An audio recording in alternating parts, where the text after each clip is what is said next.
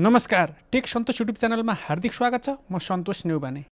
आजको भिडियो अन्तर्गत रहेर हामीहरूले बिजुलीको बिल कुनबाट तिर्ने, सेवाबाट तिर्ने हो कि अथवा खल्तीबाट तिर्ने हो कि हाम्रो पेबाट तिर्ने हो कि कनेक्ट आइपिएसबाट तिर्ने हो, केबाट तिर्दाखेरि चाहिँ हामीलाई सजिलो हुन्छ, सहज हुन्छ र हामीलाई फी लाग्दैन, त्यसको बारेमा आजको भिडियोमा डिस्कसन गर्दैछौँ। तपाईहरुले पनि त्यही थ्रु नै त पेमेन्ट गर्नु होला है त।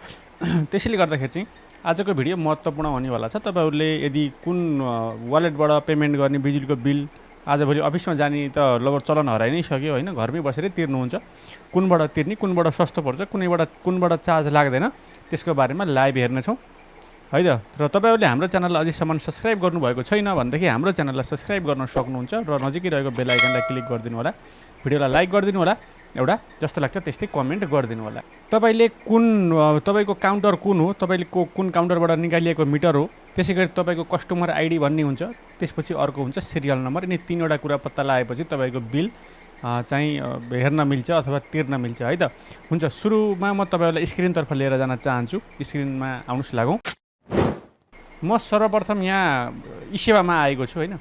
म ई-सेवामा आइसके पछाडि तपाईले यहाँ देख्न सक्नुहुन्छ, यहाँ मैले चुज गरेँ र यसलाई मैले प्रोसेड गरिदिएँ।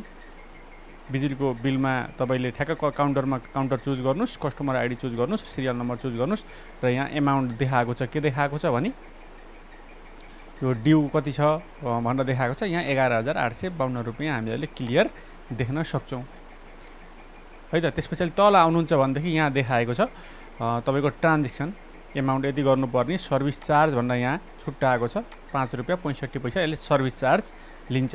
11,852 रुपैयाँ बिल थियो, 11,857। तपाईले मिटर बिजुलीको बिल आउँछ, त्यसको एक हप्ताभित्र पेमेन्ट गर्नु होला। तपाईले के डिस्काउन्ट पनि पाउनुहुन्छ हैन। तपाईले यसरी प्रोसेस गरेर तिर्न सक्नुहुन्छ। यो थियो ई-सेवा, 5 रुपैयाँ लियो। अर्को छ खल्ती। खल्तीमा तलतिर आउनुहुन्छ भनेदेखि यहाँ लेखौ एमाउन्ट 11,852, फी 5 रुपैयाँ 65 पैसा। यसले पनि फी काटेको छ है त। 11,857 रुपैयाँ 65 पैसा भनेर यसले पठायो। यसले 5 रुपैयाँ 65 पैसा के गरेको छ त, सर्भिस चार्ज लिएको छ। त्यसैगरी अर्को रहेको छ हाम्रो पे। हाम्रो पेमा गएर हेर्नुहुन्छ भनेदेखि तपाईले यसरी यस्तो खालको इन्टरफेस पाउनुहुन्छ। यसले पनि के गरेको छ, लगभग फी भनेर यसले के गरेको छ 5 रुपैयाँ 65 पैसा यसले चार्ज लिएको छ। 11,852 रुपैयाँ हो। यसको चाहिँ के गरेको छ, 5 रुपैयाँ 65 पैसा जोडेर 11,857 रुपैयाँ 65 पैसा सबैले यसले पनि सर्भिस चार्ज लियो नै हैन। त्यसपछि अर्को रहेको छ कनेक्ट आइपिएस। कनेक्ट आइपिएसमा आउनुहुन्छ र यसलाई यहाँ आफ्नो काउन्टर चुज, कस्टमर आइडी र सिरियल नम्बर चुज गरेर मेक पेमेन्ट गरिदिनुहुन्छ भने यस्तो खालको इन्टरफेस पाउनुहुन्छ। 11,852 रुपैयाँ यसको बिल हो र यसले यहाँ 11,852 रुपैयाँ नै बिल बनाएर पठाएको छ। भनेपछि यसमा फ्री छ, यसमा सर्भिस के छ त, फ्री छ। तपाईले यो एमाउन्टलाई अब हामीहरूले फ्री भएपछि के गर्छौँ त, यसलाई कपी गर्छौँ र यहाँ ल्याएर यसलाई पेस्ट गरिदिन्छौँ। यो बिल एमाउन्टलाई तपाईले यहाँ यसरी कपी गर्नुस्। यसरी कपी गर्नुहुन्छ भनेदेखि यहाँ ल्याएर यसलाई पेस्ट गरिदिनुस्।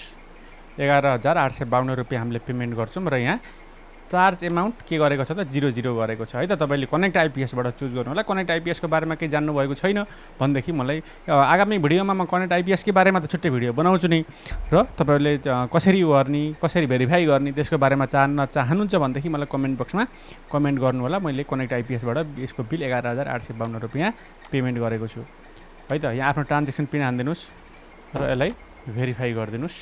भेरिफाई गर्नुभयो भने यहाँ के गरेको छ त, ट्रान्जेक्सन सक्सेस भएको छ। बिजुलीको पेमेन्ट 11,852 मै भएको छ, सर्भिस चार्ज लागेको छैन है त। तपाईले कनेक्ट आइपिएस नै युज गर्नु होला पेमेन्टको लागि। र अरूभन्दा भरपर्दो एउटा गेटवे पनि के हो त भन्दा कनेक्ट आइपिएस नै हो। खल्ती लगायतका यिनीहरूले चार्ज लिएका छन्, यिनीहरूभन्दा एकदमै विश्वासिलो चाहिँ कनेक्ट आइपिएस नै। मैले कनेक्ट आइपिएस नै युज गर्छु है त। हुन्छ, आजको भिडियो यही सकिन्छ। नमस्ते।